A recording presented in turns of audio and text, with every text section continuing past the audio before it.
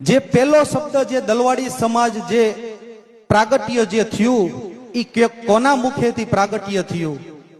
તે આબુની અંદર માઉન્ટ આબુ અર્બુદા અધર દેવીએ આ શબ્દ આપેલો છે કે દલની અંદર વાડીઓ કરનારા મારા દલવાડી છે.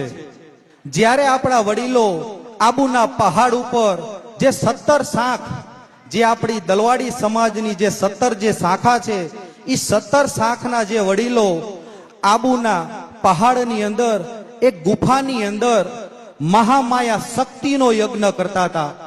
મહામાયા શક્તિનો જે યજ્ઞ કરતા એ સમયની અંદર શિવદત્ત ઋષિ અને મૂર્ધત ઋષિ આ પોતે 17 જણાને વિધિ વિધાન કરાવતા હતા. અને ત્યાં પરશુરામ ભગવાન જ્યાં ગુફાની અંદર જ્યાં ભગવાનનો પ્રવેશ થયો ત્યારે 17 જણા સામે જ્યારે દ્રષ્ટિ કરી એટલે 17 જણા મનોમન બી ગયા. એટલે શિવદત્ત ઋષિ અને મૂર્ધત ઋષિએ જે ગુફાની અંદર જે યજ્ઞ હાલતો હતો એ યજ્ઞની અંદર સકરાદય નામની સ્તુતિ ચાલુ કરી અને શ્રીફળ અને ચૂંદડીની આહુતિ આપી કે ઓમ હેમ રીમ ક્લીમ ચામુંડે વિચ્ચે સ્વાહા કરીને કુંડની અંદર આહુતિ આપી. કુંડમાંથી એક શક્તિ પ્રગટ કરી. જે કુંડમાંથી જે શક્તિ પ્રગટ કરી આવતા ભગવાન પરશુરામની ફરસિયા અધર દેવીએ પકડી લીધી. બોલીએ છીએ અધર દેવી માત કી જય. આકાશ માર્ગે જે શક્તિ અધર આવી આવતા ભગવાન પરશુરામની ફરસિયા અધર દેવીએ પકડી લીધી અને અધર દેવીએ કીધું કે હે પરશુરામ આ બધું તું શું કરેશ?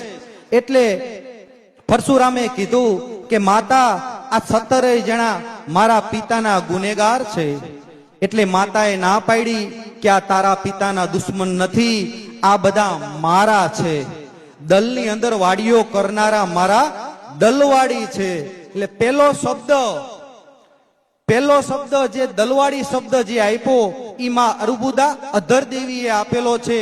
તો ધનજીભાઈ અને જયરામ બાપા અને રાજકોટ વાળા કારુ બાપા લખમણભાઈ મોહનભાઈ એ બધા ગામડે ગામડે મીટિંગ કરે છે છેલ્લા 7 થી 8 મહિનાથી કે આપણે સૌરાષ્ટ્રની અંદર આપણા દલવાડી સમાજનું સમાજ માતાનું આપણે મંદિર બનાવી અને ગુજરાતની અંદર 317 ગામડા આસપાસ આપણા સમાજના છે. તો આ સમાજ માતાનું મંદિર આપણા સૌરાષ્ટ્રની અંદર થાય અને એક ધજા નીચે આખો સમાજ એક ધજા નીચે વર્ષે એકવાર ભેગો થાય અને 8 થી 10 લાખ પબ્લિક જો ભેગું થાય આપણો દલવાડી સમાજ, તો આપણા દલવાડી સમાજના જે કઈ વડીલો છે એમની છાતી ગજગજ ફૂલે.